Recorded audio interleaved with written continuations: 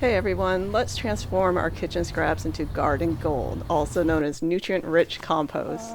In today's episode of Calendula's Garden, I'll show you different kinds of composting systems we've used to recycle yard debris and food scraps into compost. Make sure to like and subscribe to stay up to date with what's going on in the garden. In the meantime, let's talk about the benefits of composting at home. It's a natural soil amendment. It improves fertility and soil structure for healthy plants. It reduces garbage that we send to the landfill and helps us save money. There are a number of ways you can compost at home, including a 3-bin system, as well as composting with the earthworms. That's a tray system, and when I've done this before in the Pacific Northwest, I always attracted black soldier flies, which was an added bonus. We had chickens at the time, and they loved eating those, especially for extra protein when they were molting. In Arizona, we decided to use compost tumblers. They are easy to maintain since they're up off the ground and enclosed, so we haven't had issues with rodents or dogs raiding the compost for snacks anymore. Plus, it's easy to turn and keep moist in our hot, dry weather. So what can go in your compost? I keep it veg, so that's all your vegetable and fruit scraps from your kitchen, as well as spent microgreen trays and paper products like cardboard. You don't want to put any meat or grease in there.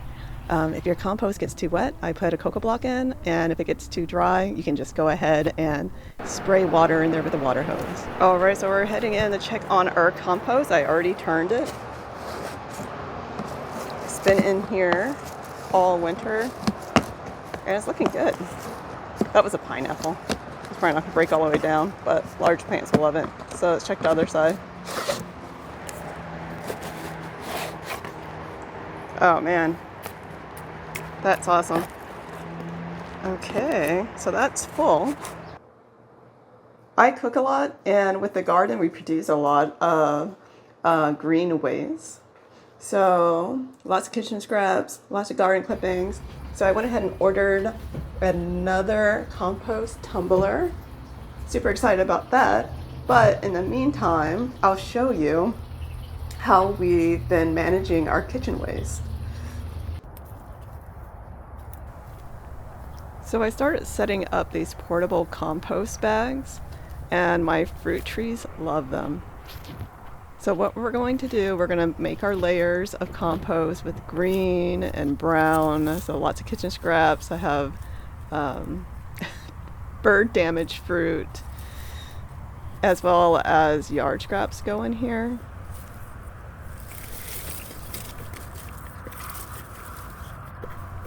And yard scraps would be like trimmed branches. I recently cut down some of our overgrown pond reeds, and they were nice and dry and crispy, so I added those to a bag.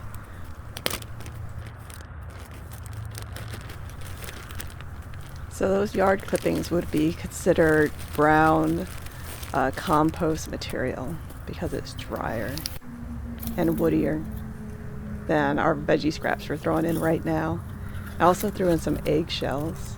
I love using microgreen trays for this because it adds in extra soil, and it helps inoculate the system with beneficial bacteria, as well, especially since we're doing these pea trays. That's a lot of nitrogen and nitrogen fixing bacteria going in.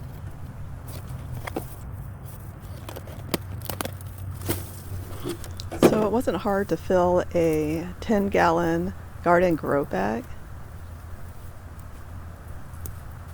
So we just tuck it all in there, and we're ready for the next step, which is we're going to add in a layer of steer manure. We have soil in there, so that's going to give you your coarseness and grit. We're just going to we're adding steer manure to speed things along and to give nitrogen as quickly as possible.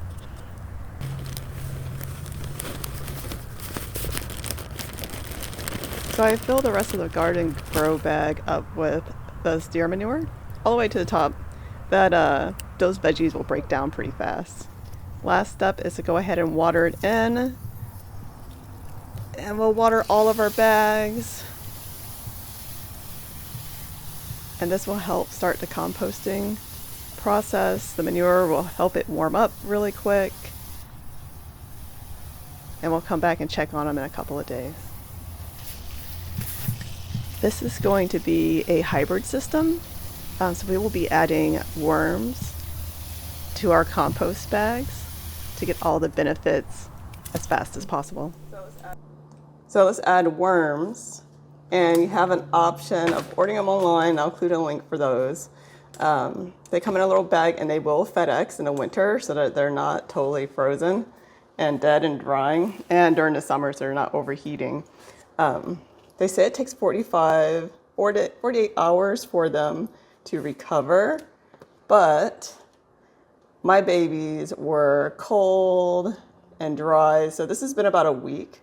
I give them a little extra soil and extra water instead of just a quarter. To give you instructions.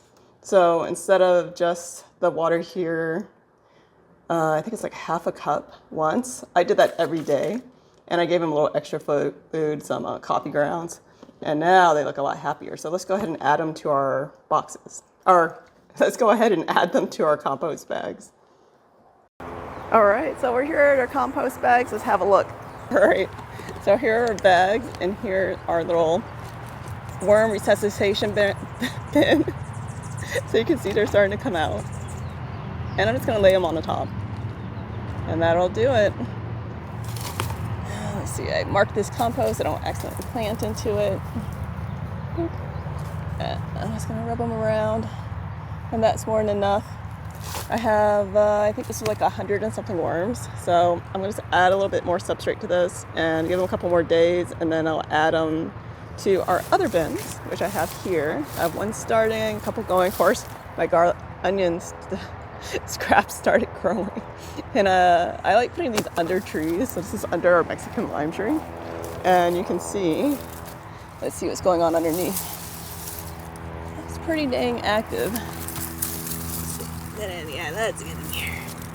So you can see some of the local worms are finding them from the bottom also. So there should be some breaking down already happening. But it's always nice to add in more worms. And each tree will be pretty happy with these underneath them. All right. This one's under our orange tree. This is a Tacoma Sweet. Look at that. Look how happy. This one needs another layer of manure, and it's ready for its layer of manure and, or I should say composted manure and straw. And this one is under a guava. That's treeing up nicely, which we need a lot of shade this year, I think, and every year going forward.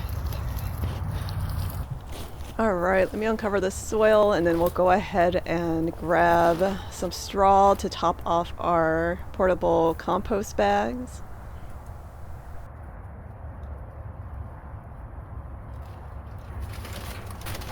I am loving our new garden shed. Being organized is half the battle, apparently. And this has made gardening so much easier, having all of my stuff in one place. I can find it easily. We added the shelf on the inside, so I'll throw a link in the description so you can check it out for yourself. Mark did an amazing job putting it together. He may do a video on it in the future, we'll see.